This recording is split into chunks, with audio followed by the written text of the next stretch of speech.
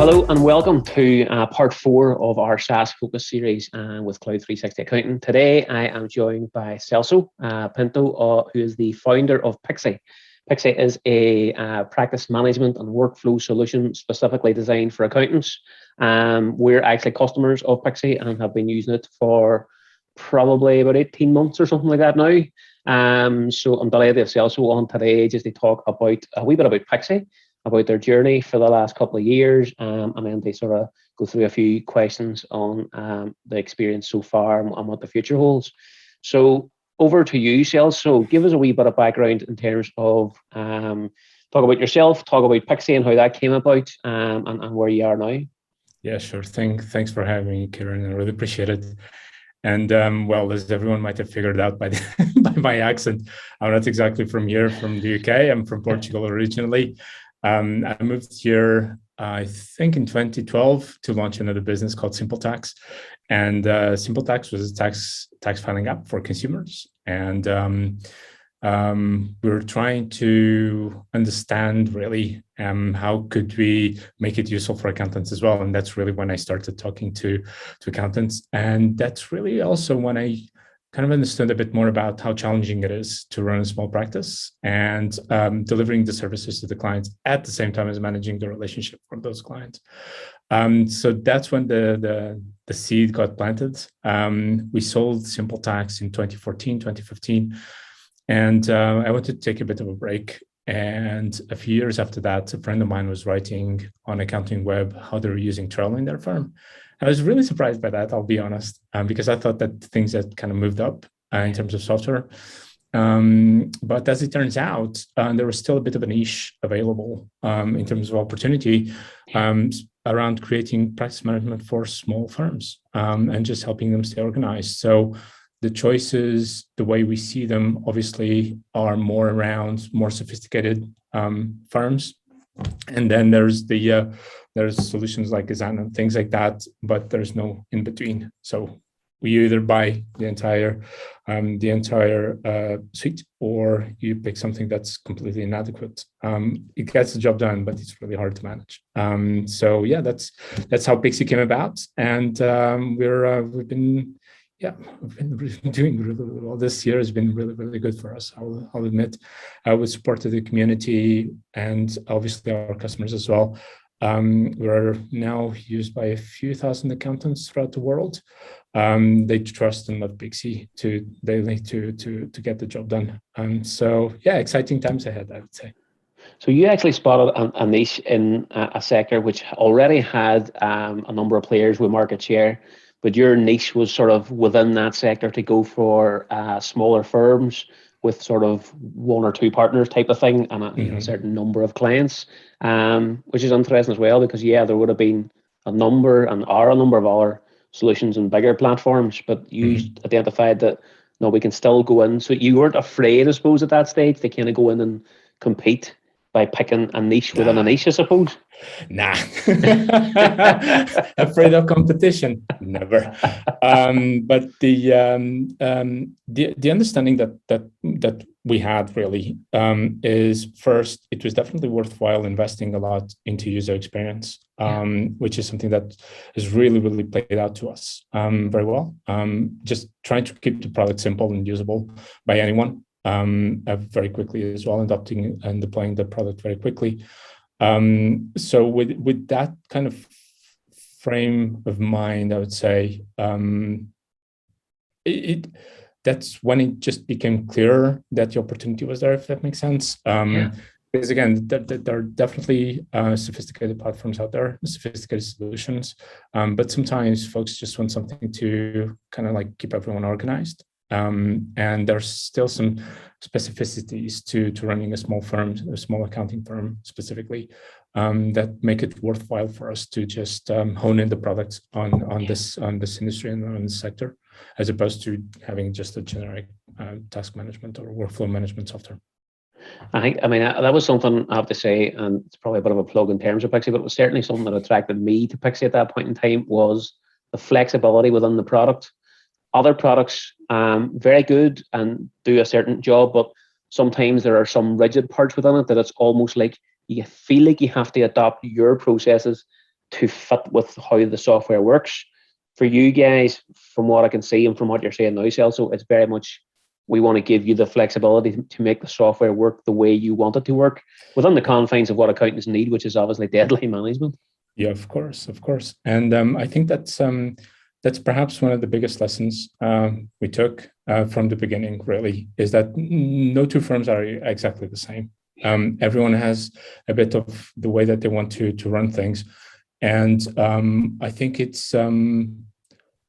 can be very critical for us to incorporate those lessons and those requirements into the product. And obviously, in the scope of a small firm, this is even more important because they have so much going on at any time that spending time trying to figure out the processes for any other software sometimes it's not the best investment of time. And it's really, really important to just be able to translate this is the way that we do things. Let's carry on doing it exactly in this way, just on the platform to stay a bit more organized and standardize the processes as well. So so far it's been giving us good results, and it's definitely something that we'll probably just keep on doing and just adding that flexibility into the product as well. Very good. I suppose I'm thinking now in relation to all types of SaaS business, and I know we're talking about the recurring revenue model and all of those sort of metrics as well. So not just in relation to the cloud accounting space or accountancy practice and so on, but general SaaS businesses for anything. What would you say are like the key things they start planning and measuring? If you've got an idea and you want to get it off the ground, like what is your kind of first steps and what do you need to be aware of at that stage? Yeah, it's super interesting because I had this conversation a while ago. I'm not going to name drop, okay, just a tiny bit. I had a bit of a conversation with Michael Wood, the founder of Receipt Bank. And we were trying to understand, what would be kind of like the key drivers for us. And I think we reached, or at least I did, Kpi Clarity. Just having a chat with them. Ultimately, there are only three things that really matter in a business like ours: the number of paying customers, how much they're paying, how much they pay per month, and then what's the churn rate.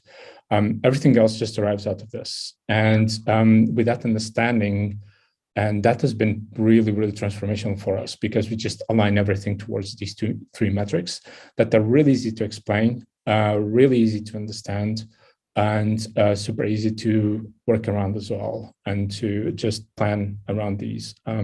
So yeah, I would say that just these three metrics, if nothing else, just these three metrics will be tremendously helpful for any SaaS business. Because I suppose in relation to most SaaS businesses, like most of the time, the below the line, the expenditure and all of that, and the burn rate can be fairly predictable because you've got a developer or two developers, or you've got all the staffing levels and so on. So your overheads, your office costs, all of that can be fairly well predicted, and that then sort of determines number of customers, average rate, churn.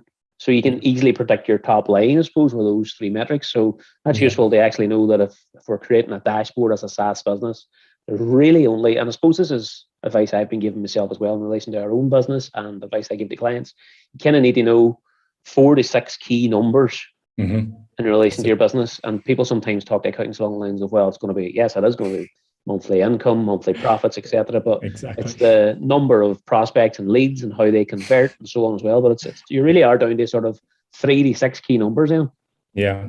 More than that, I think can quickly become overwhelming. And then anything that's overwhelming, you either stop tracking to begin with, which is not a very good place to be, or it just becomes an exercise in itself, which again is a huge distraction. So I wouldn't find that worthwhile doing.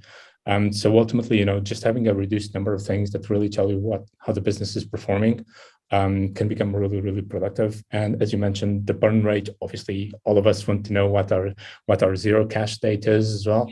So just keeping an eye on those things can become, as little as possible, but as informational as possible, so that we know exactly the direction where the business is going towards, without having to get into the really nitty-gritty of it. Obviously, once we have an understanding at the top level, we can always drill and try to understand a bit more about that particular metric. But yeah, I would say just keeping it simple is always the best approach. And you know that we take this to heart even in the product. So yeah, very good stuff.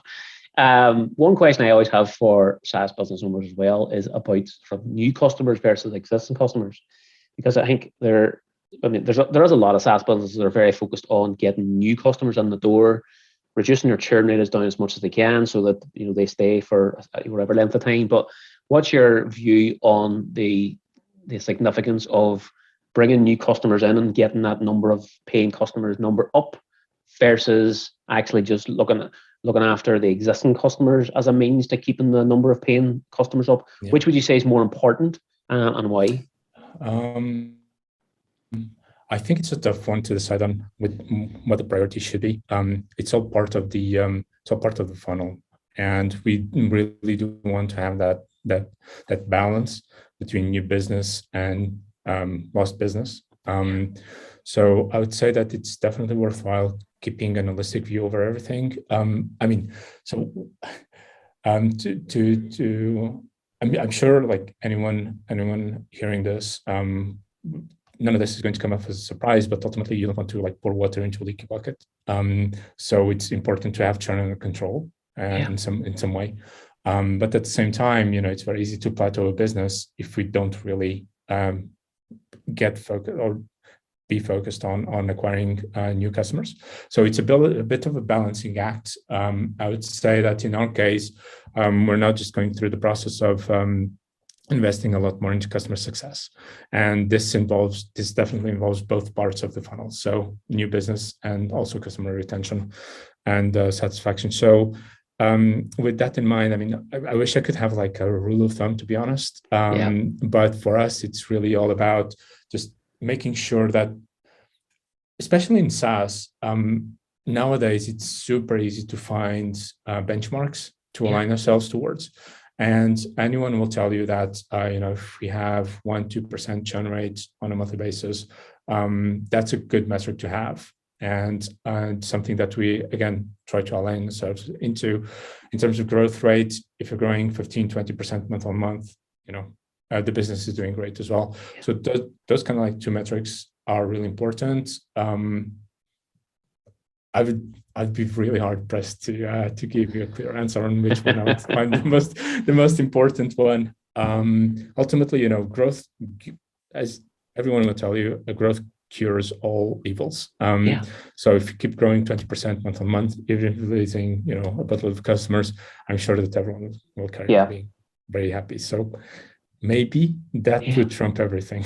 But very good. But you're right. There is a balancing act there, and like one does kind of lead into the other, I suppose, as well. In fairness, when you're looking at those metrics, in terms of churn, if you're targeting a sort of keeping that around the 1-2% level, if you see it going above that level and that happens for 1 or 2 or 3 months in a row, how do you guys react to it in terms of finding out what's the root cause and what do you do about that? Definitely ask customers. So if they're leaving, it's a good exercise to try to understand from that perspective, where did we let them down? And we're literally just going through that process right now as we try to revamp our customer success and understand a bit more about how can we make it better for customers. So that would be, I would say, the primary driver. There are many things that lead to that moment, obviously, and just keeping track of product usage and product deployment and adoption of features and all of those things ultimately lead to the churn quantitatively. But at the end of the day, just asking people why are you leaving unlocks a lot of answers and insight. And I suppose in relation, that does bring up an excellent point, because in the business that we're in, it's a people business. We're dealing with people all the time, regardless of all the technology that you use. That's just what you're using as your tool. It's very much the same for a pure SaaS business like yourselves. It's all about people buying from people, no matter what the product is. In terms of the building of the product, and I suppose the building of the resources, how important is that, I suppose, at the outset, when you get to the MVP stage, minimum viable product stage, and even after that? How important are those things to sort of build and keep going? And how hard is it to actually resource that as well? I suppose a good question. It's tough. It's a tough world out there. I'll tell you that much. But the at the MVP level, it's definitely important to have the right skills in. What those right skills are, it really depends on the business. For some businesses that are perhaps more consumer oriented, the product, can be adequate as long as you have stellar marketing. For B2B, perhaps the product really needs to be good, and the marketing can be, more or less average. It really depends. If it's a fintech startup, the product has to be really good. You really can't miss the numbers. If it's a productivity app like Asana or Trello, customers have a bit more of a goodwill to give to the product. So it really, really depends on what the team is setting out to achieve. One thing we found, however, is that it's really, really good and really, really important to have people who empathize with the target customer, primarily that, because otherwise it just becomes really, really hard to do anything.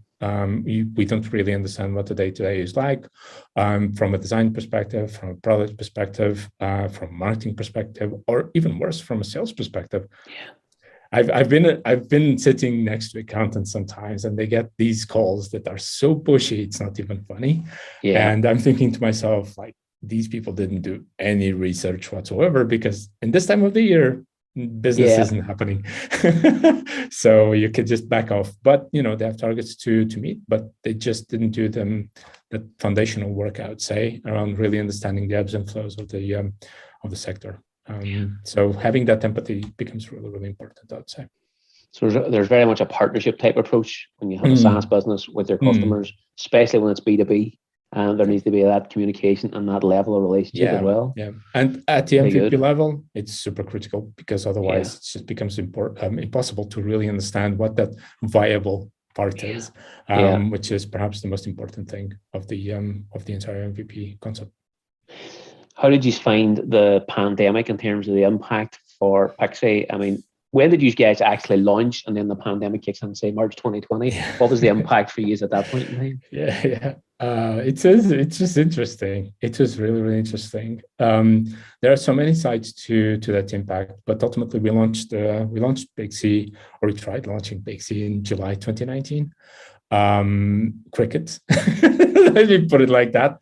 It was absolute crickets, which is okay. We just knew that we needed to carry on iterating on the product, to make sure that it was delivering value to the target market. So from then on, it was really slow growth, which is kind of adequate as well, because in my mind, I really wanted to bootstrap the business until I validated a number of things, fundamental things about it. And in a weird way, it kind of afforded us to do that. Because every time we onboarded a client or a customer, we had the opportunity to really spend a lot of time learning what would make the product useful for them, which we try to do. And obviously, then pandemic hit. And it was those were really tough days, if I'm honest. Not just from a business perspective, because we had like a tiny business to begin with, but from a team perspective, it was tough. And I would imagine that it's been like that with every single team. Suddenly, the world changes, and you don't really know what's going to happen and when it's going to end. So all of that uncertainty really didn't help us, but we managed to pull through. And interestingly enough, when things really changed were when Jordan and I decided to go full-time on the product and the business, and that was at the end of this year. And then things just started clicking. The product features were there, the marketing was working great, the sales approach was working great.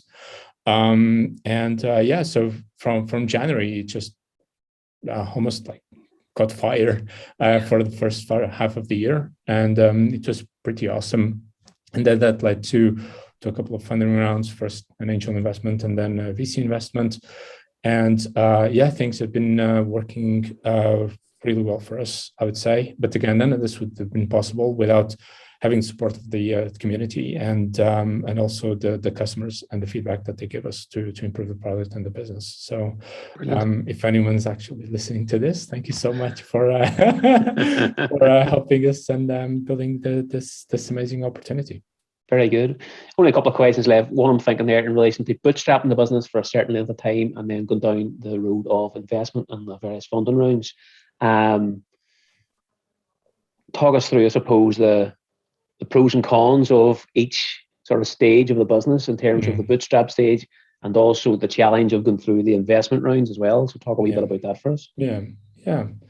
Obviously, everything I'm about to say, it comes from my perspective. People have their own experiences, and every business is different. Every combination of business and investor is different. So from our perspective, I already had the past experience working with investors. So I knew that sometimes you get an investment and the clock starts ticking. Ultimately, you need to accelerate things, and you're expected to accelerate things ultimately.